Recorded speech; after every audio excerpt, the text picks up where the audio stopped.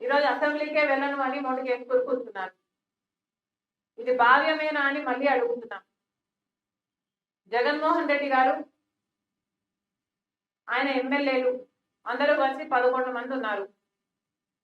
మరి వీళ్ళని గెలిపించింది ప్రజలైతే ఆ ప్రజలను వాళ్ళు అసెంబ్లీలో రిప్రజెంట్ చేయాల్సిన అవసరం వాళ్ళకు లేదా?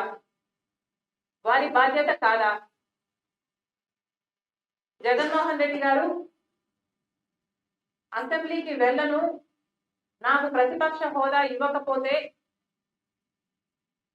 నాకు మైక్ ఇవ్వరు, నన్ను మాట్లాడనివ్వరు అని చెప్తున్నారు.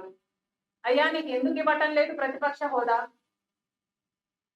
మీ స్వయం కృతాపరాధమే కదా. మీకు 11 మందే గెలిపించారు ప్రజలు అంటే,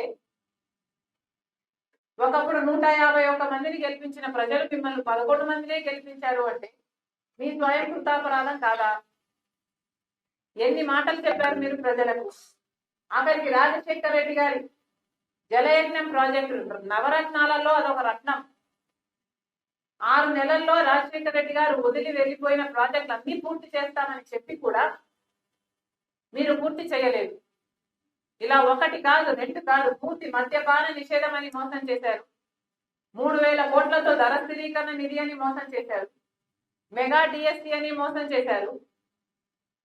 ఇలా ప్రజలు మీ అవినీతి అక్రమాలను గమనించారు కాబట్టే మీకు 11 సీట్లే ఇచ్చారు.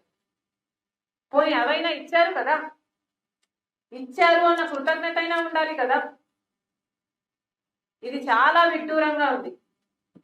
మళ్ళీ చెప్తున్నాం, this is not right. Jaganmohan Reddy గారి అహంకారం, అజ్ఞానమే బయటపడుతుంది. ఒకవేళ జగన్మోహన్ రెడ్డి గారికి ఏమైనా అసెంబ్లీకి పోయే ధైర్యం లేదా, లేక ఆ సామర్థ్యం లేదా, జగన్మోహన్ రెడ్డి గారు సమాధానం చెప్పాల్సిన అవసరం ఉంది. ఈరోజు జగన్మోహన్ రెడ్డి గారి వైసీపీ ఎమ్మెల్యేలకు కూడా ఈ ప్రశ్న అడుగుతున్నా. మిమ్మల్ని ప్రజలు గెలిపించారు. ఎందుకు గెలిపించారు? మీరు వాళ్ళ రిప్రజెంటేటివ్స్ గా ఉంటారు అని గెలిపించారు. మీరు ఎమ్మెల్యేలు అయ్యారు. ఎమ్మెల్యే అంటే అర్థం ఏమిటి? Member of legislative assembly.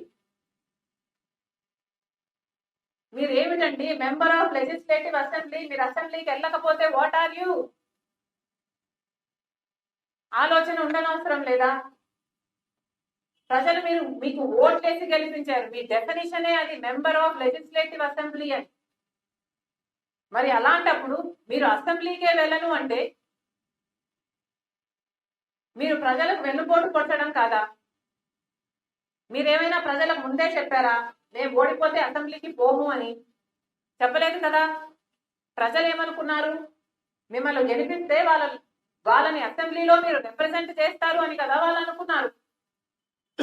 మరి అలాంటప్పుడు మీరు ఇప్పుడు అసెంబ్లీకి వెళ్ళకపోతే మీరు ప్రజలను మోసం చేసినట్టు కాదా?